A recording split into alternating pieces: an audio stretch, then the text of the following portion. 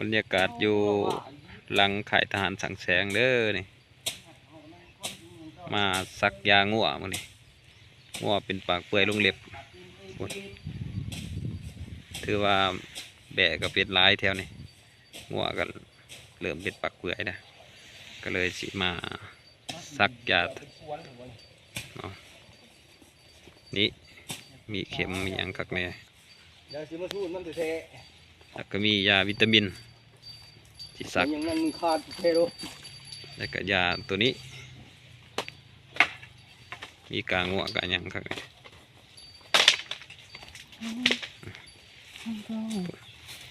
เริ่มเป็นปากเปื่อยลงเล็บแล้วเอาไปปองมาเบิ่งเช้าปองเกาะๆวันนี้ไปปองน้ำกันเนี่ยไปลงเล็บแล้วทุกคนนี่น้ำลายเกลือเลยหญ้ากับบุกินยืนซึมเลย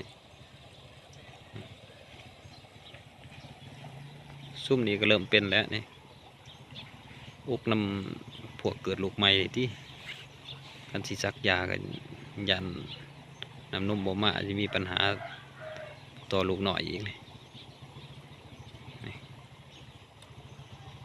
ถือว่างัวยังมีแต่ตัวผีตอนนี้อาการนักกุมูน้ำลายหยดเลยยางก็เริ่มเจ็บขาสิไล่เพิ่นไปเคาะเลยทุกคนนี่โอ้นเคาะอยู่คนบอลควันไฟเพิ่นสิไล่เข้าไปเลยก็สิป้องซักเอาคืนน้ำบ่อยากลงเลยอาการนักมอน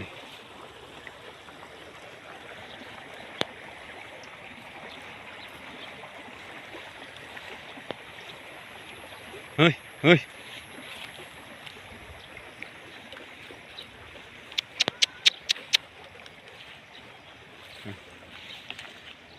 การนักเลย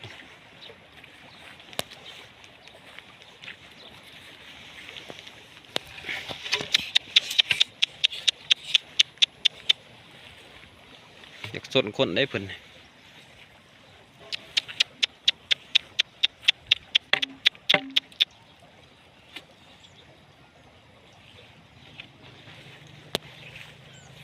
เฮ้ย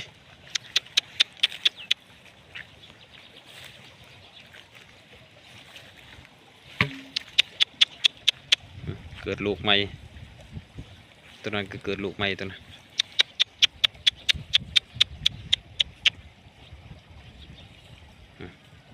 เอาป้องคนเขาขอกคนมานี่ทุกคนซักก่อนสันบ่ได้เด้ป้องเอาแต่ซุ่มนี่ก่อน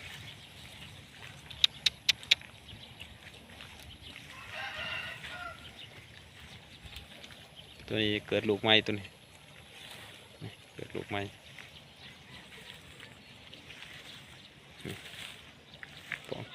มาเท้ามาไล่ติอ๋อเริ่มเกาะแล้วบ้าน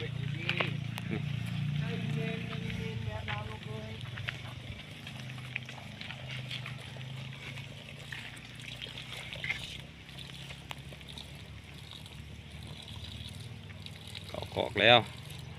ตัวนี้เกิดลูกใหม่ตัวนี้เอาหาวิธีของเอามันได้นี่จะน้อยบูหัวออกจ่อยแล้วได้บอกกูถือตัวมันออกโอ้ยกูดีขาดตัวโอ้เมียใหญ่ตัวนี้สิเกิดลูกได้เมียใหญ่ตัวนี้นุ่มเบ่งอยู่เนาะนี่แลนมากนี่เอาเกิดได้เด้ฮะเกิดแล้ววะแม่ของเก่าเลยโอ้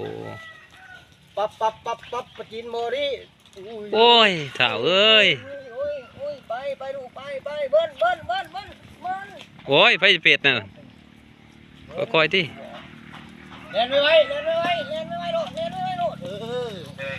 ว่าแล้วดึงตีแล้วดึงสีรุดน่ะดึงเสือกกันนะโอ้ยอย่าพลาดดึงเนี่ยดึงเลยมันสีรุดอยู่ปล่อยออกเนาะ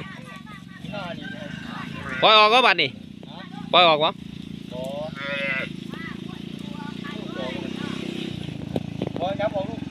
ดึงกับมันนี่ตีกันสัน ใจมั้ง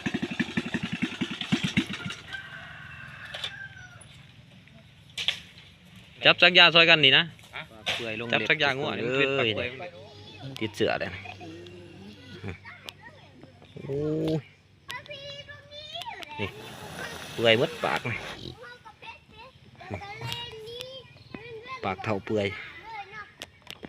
ทุกเป็นแผลหมดทางไหนนี่อันตรายดีทุกคนนี่เป็นแห้งเลยงอตัวนี้เป็นยางไปจากได้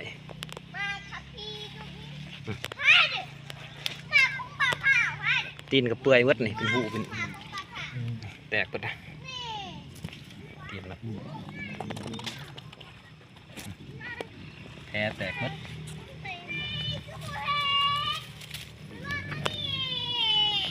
เน่าหมดมีนกุบเด้อโอ้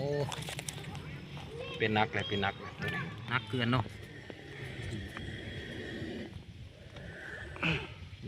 เปื่อยเบิดตีนมันลงเล็บนักเกิน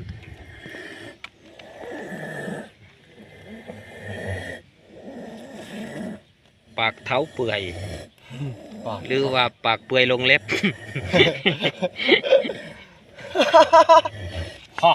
หยาตัวนี้อันตรายนะไอ้ปัวหยานี่ปากเท้าเปื่อยได้